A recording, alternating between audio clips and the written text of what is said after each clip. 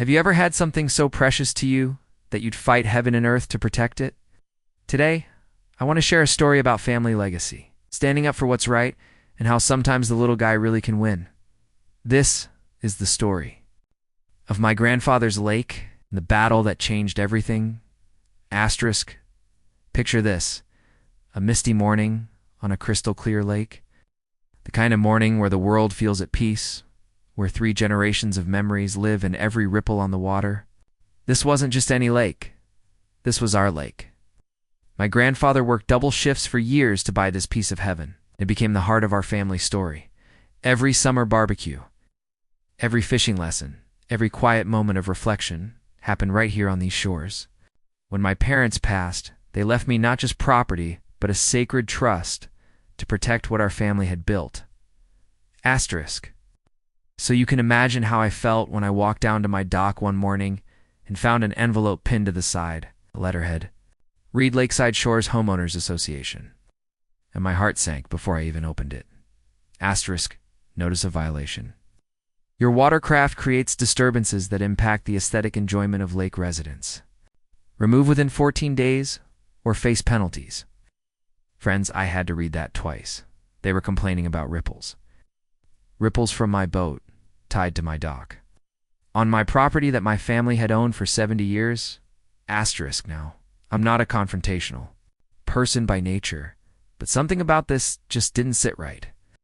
I grabbed my property deed, that important document that actually proves ownership, and drove over to their fancy brick office. The woman behind the desk looked at me like I was interrupting her day. Can I help you? Yes, ma'am, I said, showing her the notice. I think there might be some confusion here. This is about my property, but I don't live in your subdivision. Her smile was the kind you give someone you think is a little slow. Hey, sir. All lakefront residents need to follow community standards. It includes your boat situation. Well, here's the thing, I replied, unfolding my deed. I'm not actually a lakefront resident of your community. This is my lake. My family owns it. The look on her face changed real quick. But instead of embarrassment or apology, I saw something that chilled me: defiance. We're paying residents who deserve peaceful enjoyment of their view, she said, her voice getting sharper. We're prepared to take further action if necessary. Asterisk. Back to my truck, I realized this wasn't going to be a simple misunderstanding. These folks genuinely believed their community rules trumped my family's legal ownership. That night, sitting on my dock, watching the moonlight dance on the water, I made a decision that would change everything. 2 mornings later, I woke up to the sound of hammering echoing across the lake. Now, if you've ever lived somewhere quiet, you know that sound carries differently over water. It's sharp, urgent, wrong.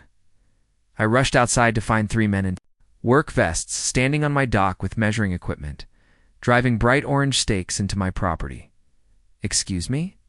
I called out, half running down the hill. What's going on here? One of them barely glanced up. HOA business, marking new boundaries. Asterisk. This is private property, I said, my voice probably louder than it needed to be. You can't just ... That's when one of them chuckled. Actually chuckled and said, "Old guy thinks he owns the whole lake." Friends, there are moments in life when you realize you're fighting for more than just property. You're fighting for respect, for family honor, for the principle that right is right. This was one of those moments. I pulled out my phone and started recording. Every hammer blow, every stake, every dismissive comment, because I knew something they didn't. Every inch of that lake, from shore to shore, was legally, undeniably documented mine. The next day, I did what any reasonable person would do. I filed a police report and hired a property attorney. It's not because I wanted a fight, but because sometimes standing up for what's right requires professional backup. My lawyer, James, was exactly the kind of person you want in your corner. The minute he looked at my documentation, he got this knowing look. Oh, he said, leaning back in his chair. They've really stepped in it this time. Don't just own the dock and shoreline. You own every drop of water their residents have been using for recreation. If they want to play legal games, we'll show them what the law actually says. We sent them a formal cease and desist letter, not out of spite, but out of necessity. The law is the law, and they needed to understand that their community guidelines couldn't override my property rights. The response was immediate. Angry emails, confrontations at the grocery store, neighbors I'd never met suddenly treating me like I'd stolen Christmas. The HOA president actually cornered me at the local market. "You can't seriously cut us off from the lake," she said, her voice shaking with anger. Ow! "Our families have been using that water for years." I looked her straight in the eye and said, "Ma'am, I understand your frustration, but wanting something doesn't make it yours. This is my family's property, and it always has been." When they decided to take me to court, I'll admit I was nervous. David versus Goliath stories are inspiring, but living through one is terrifying. They came armed with binders full of bylaws and community agreements, confident that their paperwork would somehow override my deed. But when my attorney presented the county records, 70 years of clear, unbroken ownership, the judge didn't even let them finish their argument. Asterisk, let me be perfectly clear, the judge said. This gentleman owns the lake, you do not. Any further harassment will result in sanctions against your organization.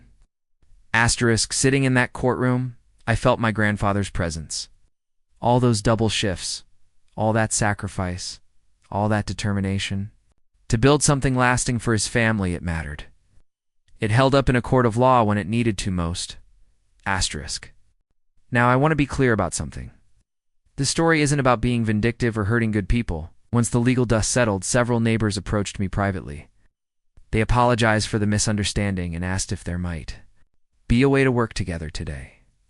I rent fishing permits and lake access to families who respect the property and follow reasonable guidelines. It's become a small but steady income, and more importantly, it lets good people enjoy what my grandfather worked so hard to preserve. Asterisk, the best part? My boat still sits at that dock, creating those same ripples that started this whole adventure.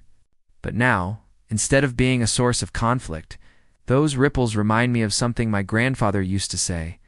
Son, never let anyone take what you've rightfully earned. Property isn't just about ownership, it's about the dreams and sacrifices that made it possible. Asterisk, have you ever had to stand up for something that really mattered to you? Share your story in the comments below. And if this story resonated with you, consider subscribing, because sometimes the most important battles are the ones fought quietly. One family legacy at a time. Asterisk.